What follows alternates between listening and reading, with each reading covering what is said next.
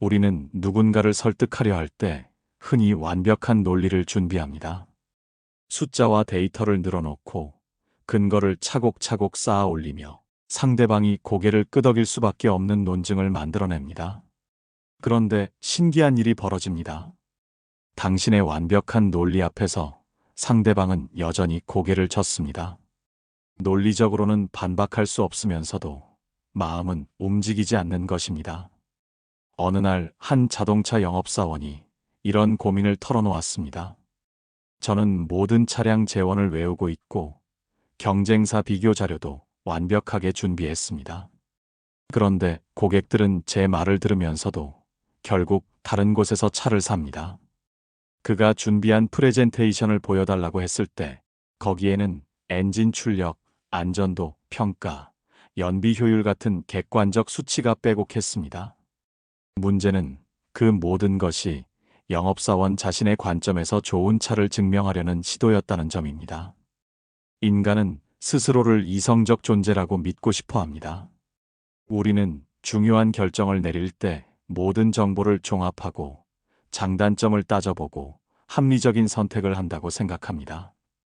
하지만 실제로 일어나는 일은 전혀 다릅니다. 우리는 감정으로 결정을 내리고 그 후에 논리로 그 결정을 정당화합니다. 고급 자동차를 구매한 사람은 안전성과 성능이 뛰어나서라고 말하지만 만약 그 차가 아무도 알아보지 못하는 브랜드였다면 같은 선택을 했을까요? 진실은 우리가 인정하고 싶은 것보다 훨씬 감정적입니다.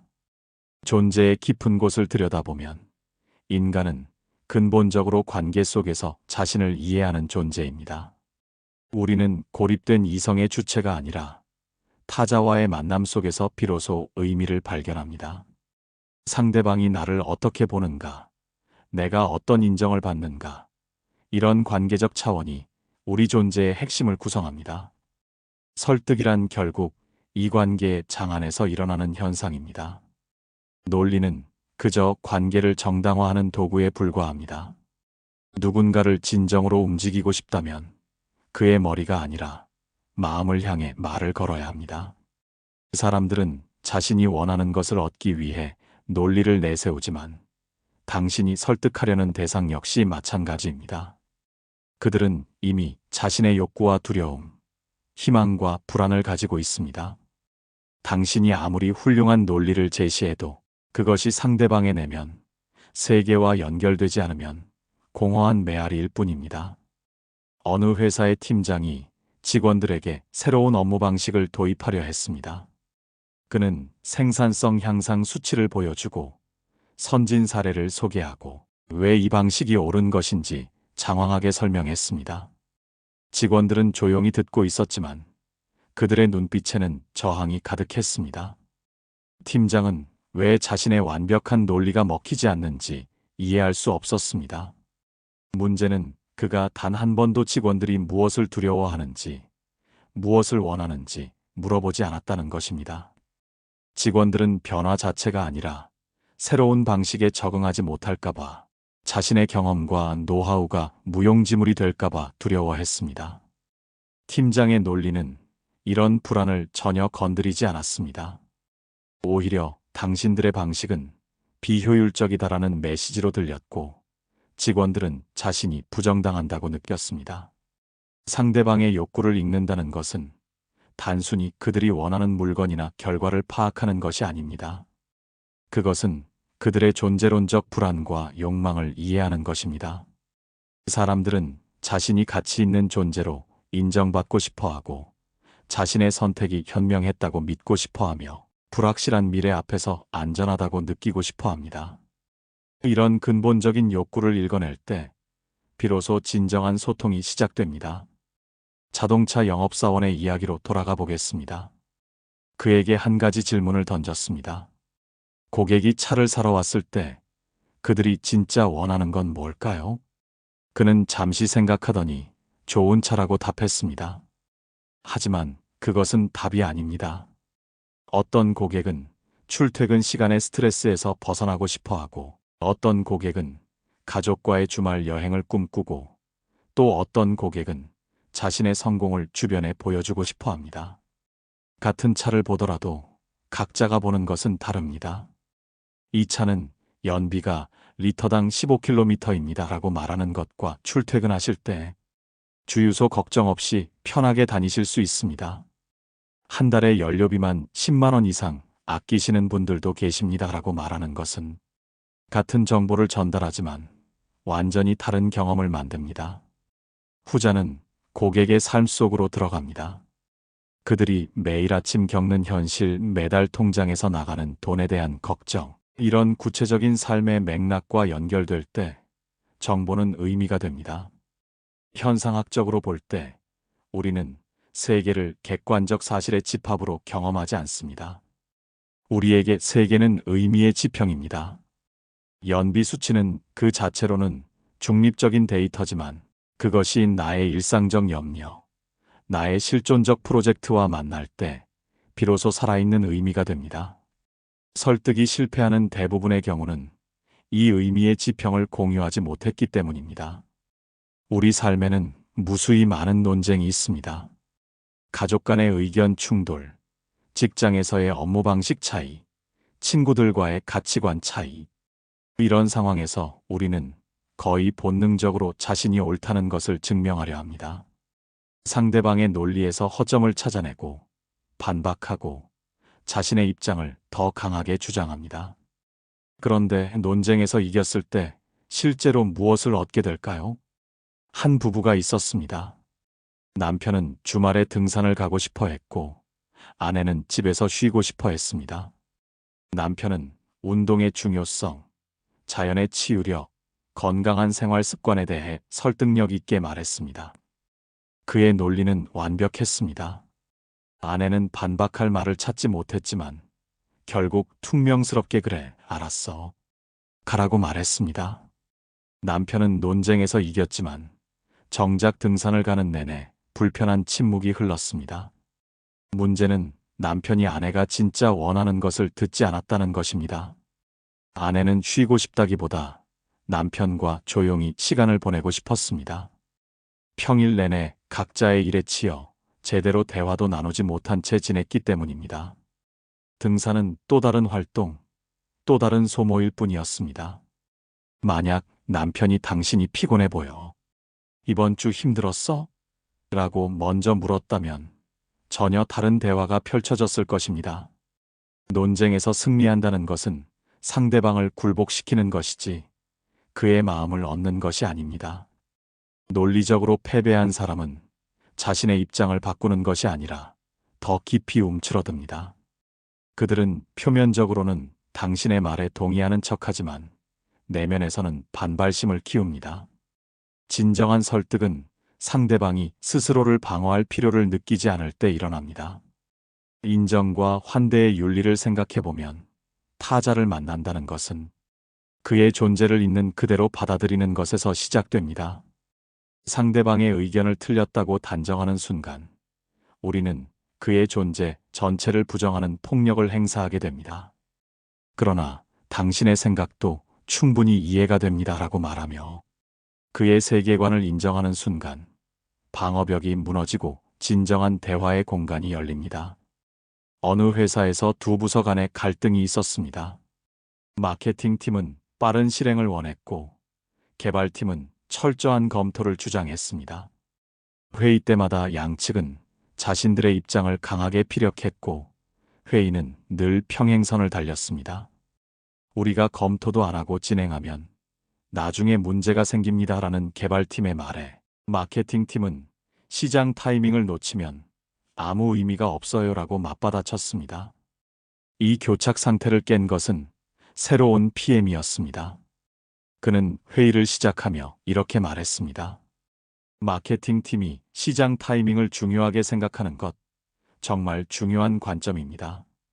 기회를 놓치면 회사 전체가 손해를 보니까요. 그리고 개발팀이 품질을 걱정하는 것도 완전히 타당합니다. 불안정한 제품을 내놓으면 오히려 브랜드 이미지에 치명적이잖아요. 그는 어느 한쪽을 선택하지 않고 양쪽의 가치를 모두 인정했습니다. 놀랍게도 이 말 이후 분위기가 바뀌었습니다. 자신의 입장이 인정받았다고 느낀 양측은 방어적 태도를 누그러뜨렸습니다. PM은 이어서 말했습니다. 그럼 이 두 가지 목표를 모두 달성할 방법을 함께 찾아볼까요? 결국 팀들은 핵심 기능은 빠르게 출시하고 추가 기능은 점진적으로 개선하는 절충안을 스스로 제안했습니다. 누구도 강요하지 않았지만 각자가 상대방의 관점을 이해하게 되자 자연스럽게 해결책이 나온 것입니다. 이것이 진정한 설득의 역설입니다. 상대방을 설득하려 하지 않을 때 그들은 움직입니다. 당신이 그들의 가치를 인정하고 존중할 때 그들은 당신의 말에 귀를 기울입니다. 당신이 준비한 자료, 정말 꼼꼼하게 정리되어 있네요. 특히 경쟁사 분석 부분이 인상적이었어요. 라고 구체적으로 인정해주는 것은 단순한 칭찬이 아닙니다. 그것은 상대방의 노력과 가치를 보았다는 신호입니다. 사람들은 자신을 중요하게 여기는 사람에게 마음을 엽니다. 이것은 조작이나 기술이 아니라 인간 존재의 근본적인 양식입니다. 우리는 모두 인정받고 싶어 하고 자신의 존재가 의미 있다고 느끼고 싶어 합니다. 상대방의 이름을 자주 부르는 것만으로도 그는 자신이 익명의 대중이 아니라 고유한 개인으로 대우받는다고 느낍니다. 한 교사가 학생들에게 독서의 중요성을 강조하고 싶어 했습니다. 그는 여러 번 책을 읽어야 한다고 말했지만 학생들은 여전히 핸드폰만 들여다보았습니다. 어느 날 그는 전략을 바꿨습니다. 민준이가 지난번에 만화책 재미있다고 했잖아. 그 이야기 줄거리가 뭐였어?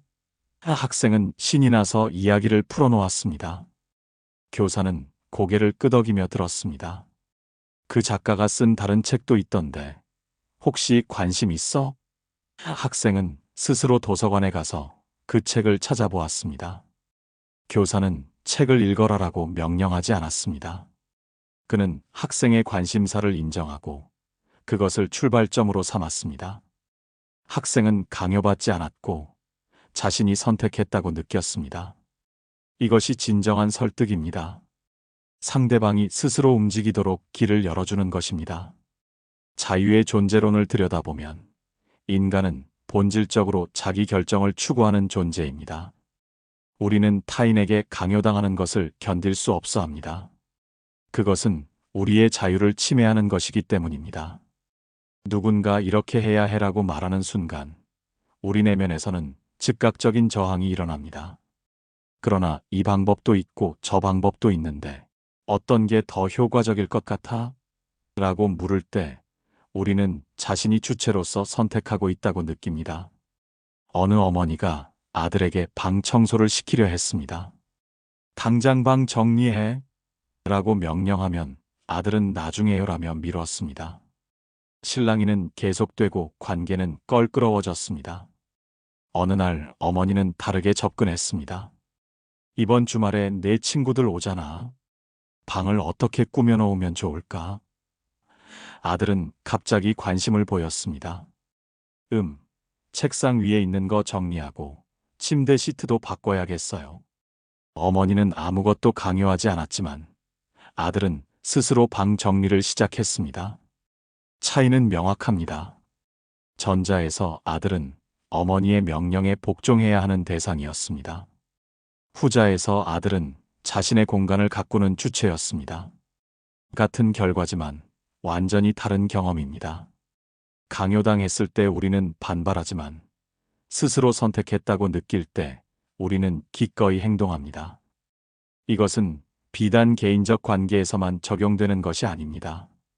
시장에서도 정치에서도 모든 설득의 현장에서 같은 원리가 작동합니다. 어느 재래시장에 상인이 있었습니다. 그는 손님들에게 이거 꼭 필요할 거예요. 사세요. 라고 강하게 권유했지만 손님들은 대부분 그냥 지나쳤습니다. 어느 날 그는 방식을 바꿨습니다. 이거 한번 직접 만져보세요. 촉감이 어떠신가요? 손님들은 물건을 집어들었고 자연스럽게 관심을 갖게 되었습니다. 만지고 느끼는 순간 그것은 상인이 파는 물건이 아니라 자신이 선택할 수 있는 대상이 되었습니다. 선택권을 주는 것은 상대방을 존중하는 가장 강력한 방법입니다. 이 방법으로 하세요. 대신 A 방법과 B 방법이 있는데 당신 상황에는 어떤 게 더 맞을 것 같아요? 라고 물어보십시오. 상대방은 자신이 의사결정의 주체라고 느끼고 그 결정에 대한 책임감과 애착을 갖게 됩니다. 당신이 제안한 것이더라도 그가 선택했다고 느낀다면 그것은 그의 결정입니다. 이제 더 깊은 차원의 이야기를 해야 할 때입니다. 설득은 단지 말로만 이루어지지 않습니다. 사실 말은 설득의 가장 작은 부분일지도 모릅니다. 사람들은 당신이 한 말을 기억하지 않습니다. 그들은 당신이 어떤 느낌을 주었는지를 기억합니다. 당신의 눈빛, 목소리의 톤, 표정의 미세한 변화, 이 모든 것이 말보다 훨씬 더 강력한 메시지를 전달합니다. 어느 의사가 환자에게 금연을 권유하려 했습니다.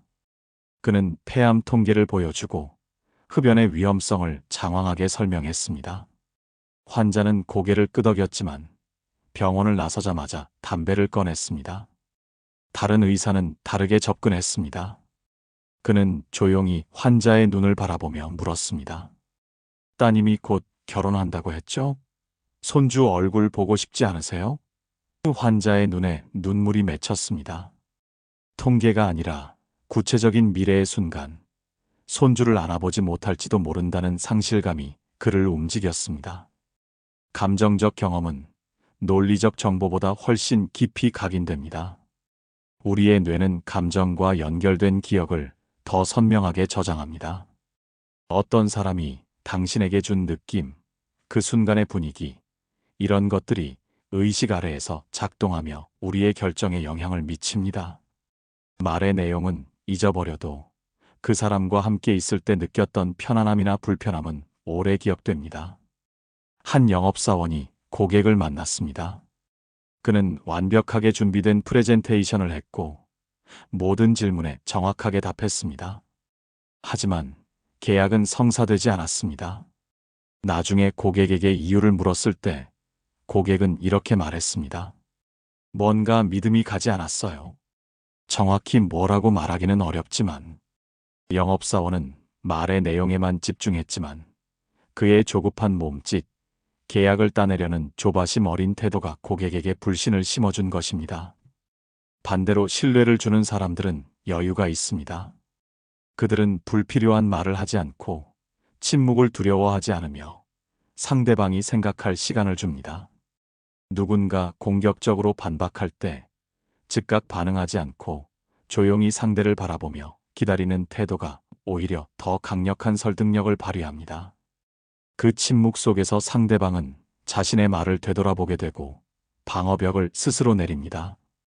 태도는 존재의 양식을 드러냅니다. 당신이 어떤 사람인가는 말이 아니라 몸짓, 표정, 침묵의 질을 통해 전달됩니다. 진정성은 연기할 수 없습니다. 당신이 진심으로 상대방을 존중한다면 그것은 당신의 모든 행동에 배어나옵니다.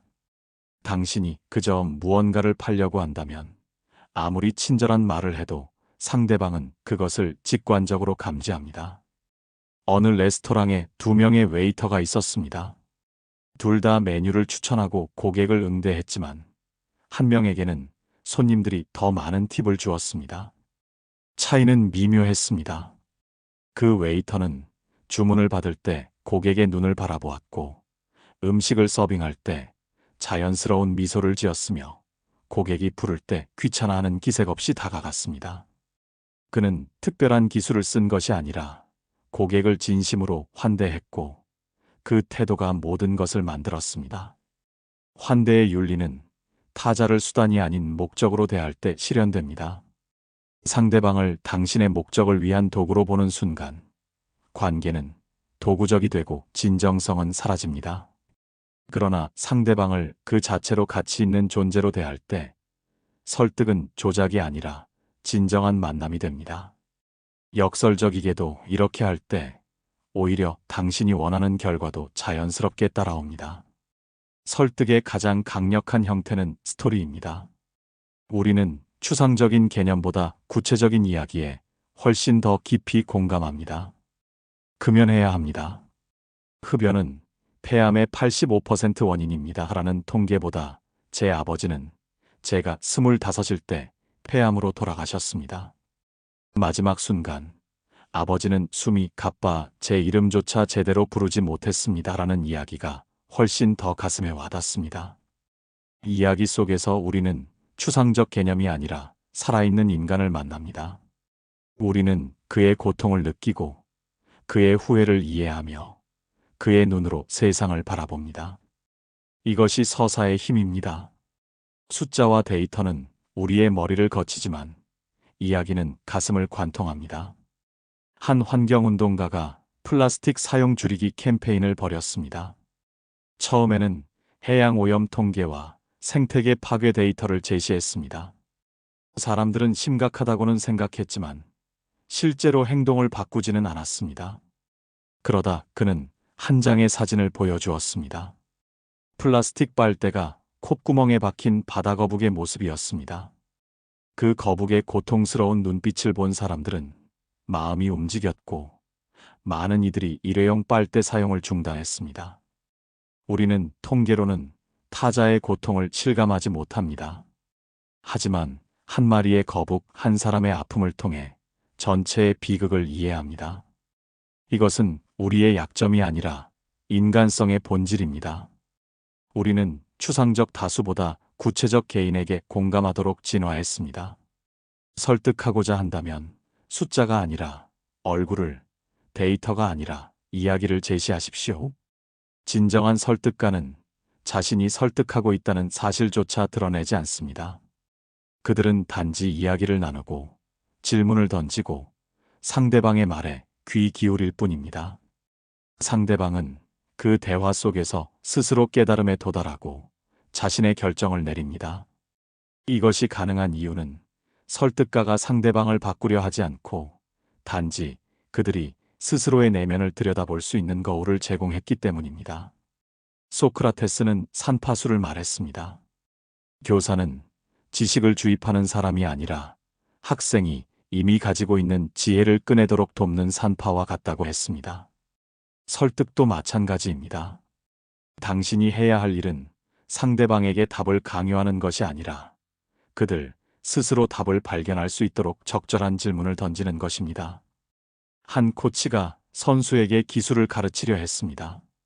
그는 이렇게 해야 해라고 시범을 보였지만 선수는 잘 따라하지 못했습니다. 그러다 코치는 질문을 바꿨습니다. 지금 내 중심이 어디에 있는 것 같아? 무릎이 어떻게 움직이고 있지? 선수는 자신의 몸에 집중하기 시작했고 스스로 문제점을 발견했습니다. 아, 여기서 중심이 흔들리네요. 코치는 아무것도 가르치지 않았지만 선수는 스스로 배웠습니다. 이것이 진정한 설득의 본질입니다.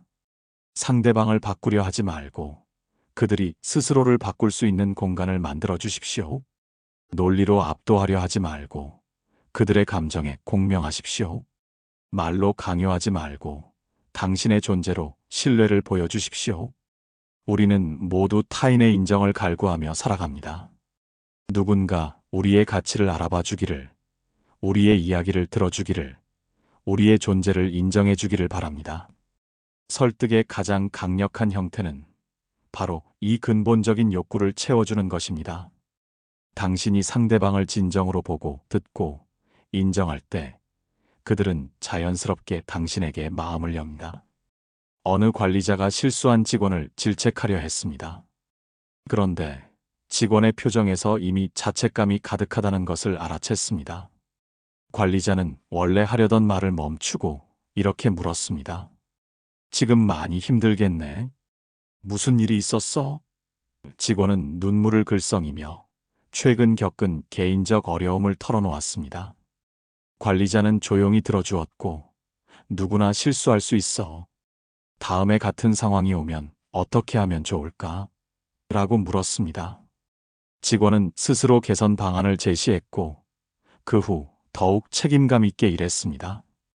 질책과 명령은 일시적인 복종을 만들지만, 인정과 공감은 진정한 변화를 만듭니다. 사람들은 자신이 이해받고 있다고 느낄 때 스스로를 바꿀 용기를 냅니다. 당신이 그들의 약점을 비난하지 않고 그들의 가능성을 믿어줄 때 그들은 그 믿음에 부응하려 합니다. 결국 설득이란 기술이 아니라 태도입니다.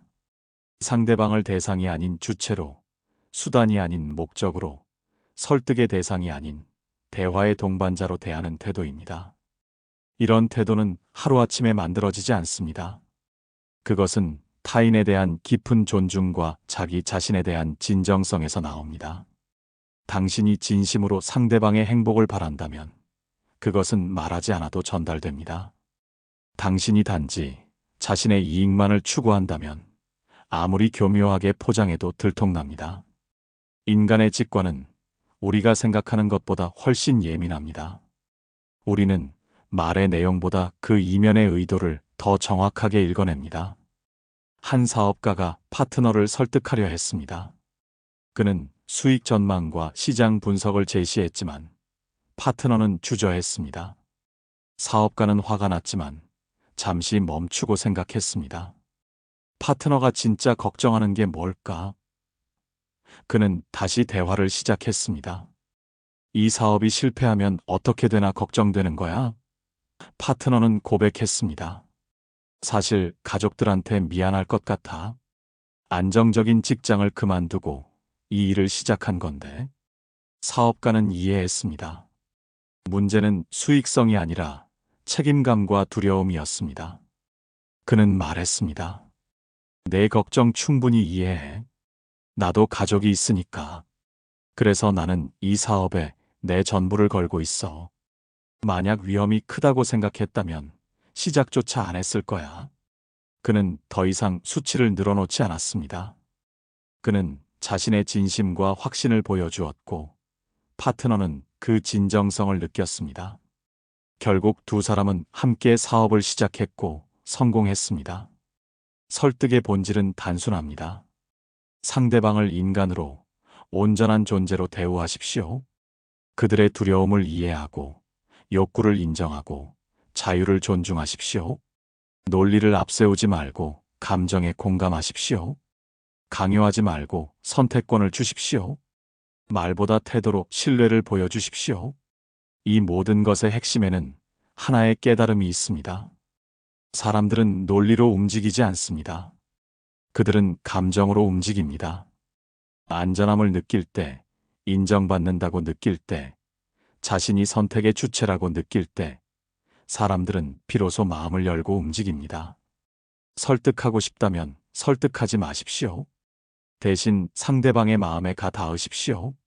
그들의 세계 안으로 들어가 그들의 눈으로 세상을 바라보십시오. 진정한 설득은 당신이 옳다는 것을 증명하는 것이 아니라 상대방이 스스로 진실을 발견하도록 돕는 것입니다. 그것은 승리가 아니라 만남이고 정복이 아니라 공감이며 지배가 아니라 환대입니다. 이런 설득은 상대방을 바꾸지 않습니다. 그것은 관계를 바꾸고 그 관계 속에서 양쪽 모두가 자연스럽게 변화합니다.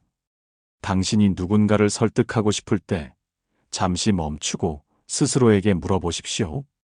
나는 이 사람을 진정으로 이해하고 있는가? 나는 그의 관점에서 세상을 보려 노력했는가? 나는 그의 가치를 인정하고 있는가? 만약 이 질문들의 진심으로 그렇다고 답할 수 있다면 당신은 이미 설득의 절반을 이룬 것입니다. 나머지는 단지 진심을 전달하는 것뿐입니다. 마지막으로 이것을 기억하십시오. 가장 강력한 설득은 상대방이 설득당했다는 것조차 느끼지 못할 때 일어납니다. 그들은 단지 좋은 대화를 나눴고 스스로 좋은 결정을 내렸다고 생각합니다. 그것이 바로 설득의 예술입니다. 흔적을 남기지 않고 강요의 느낌 없이 자연스럽게 상대방이 스스로의 길을 찾도록 돕는 것입니다. 오늘 이 이야기가 여러분의 관계를, 대화를, 그리고 삶을 조금 더 풍요롭게 만드는데 도움이 되었기를 바랍니다. 이런 통찰을 더 많은 분들과 나누고 싶으시다면 구독과 좋아요로 응원해 주시면 감사하겠습니다. 당신의 작은 관심이 더 많은 사람들에게 이런 지혜가 전해지는 계기가 됩니다.